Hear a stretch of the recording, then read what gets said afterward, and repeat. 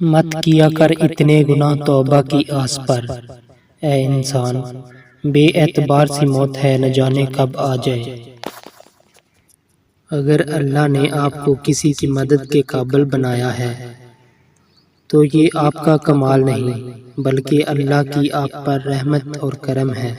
آپ لوگوں کے لیے آسانی پیدا کریں، اللہ تعالیٰ آپ کے لیے آسانی پیدا فرمائے گا۔ گھر کا سربراہ بننا اتنا آسان نہیں۔ سربراہ کی حالت ٹین کے اس چھت کی طرح ہوتی ہے جو تمام موسم خود جھیلتا ہے، مگر اس کے سائے میں رہنے والے کہتے ہیں شور بہت کرتا ہے اور گرم بھی بہت جلدی ہو جاتا ہے۔ انسان کی سب سے بڑی ضرورت سکون ہے، اور سکون صرف اللہ تعالیٰ کی یاد سے ہی حاصل ہوتا ہے۔ اللہ تعالیٰ قرآن مجید میں ارشاد فرماتا ہے کہ جو کچھ تمہارے پاس دنیا میں ہے وہ ایک دن ختم ہو جائے گا، اور جو عمل تم اللہ تعالیٰ کے پاس بھیج دو گے وہ ہمیشہ رہے گا۔ سر اٹھا کر رب سے نہ ملنے والی چیزوں کا تقاضا کرنے سے پہلے سر جھکا کر رب سے ملنے والے نعمتوں کا شکر ادا تو کر لیں۔ اپنے دل کو مضبوط بناؤ اور اللہ پر یقین کرو، وہ تمہاری ہر مشکل کو آسان کر دے گا۔ سورج کی شعاعیں کتنی ہی تیز ہیں مگر معمولی سے بادل ان شعاعوں کو روک دیتے ہیں۔ اسی طرح گناہ کتنے ہی زیادہ ہوں، نماز انہیں روک دیتی ہے۔ اگر نماز کے وقت طواف کعبہ رک سکتا ہے تو تیرا کاروبار اور کام کیوں نہیں؟ پاک ہے وہ رب جو برداشت سے زیادہ دکھ نہیں دیتا، مگر جب سکھ دیتا ہے تو انسان کی اوقات سے بڑھ کر دیتا ہے۔ طاقتور کا نقصان نہ کیجیے، وہ آپ کی دنیا خطرے میں ڈال دے گا۔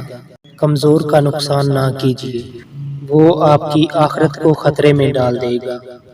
اللہ سے مانگو، بے حساب مانگو اور بلا جھجک مانگو، کیونکہ وہی ایک ذات ہے جو واپسی کا تقاضا نہیں کرتی۔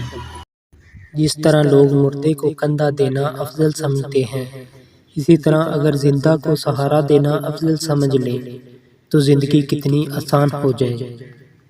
جو شخص آپ کے سامنے دوسروں کی برائی کرتا ہے اس سے یہ امید مت رکھیں کہ وہ دوسروں کے سامنے آپ کی تعریف کرے گا۔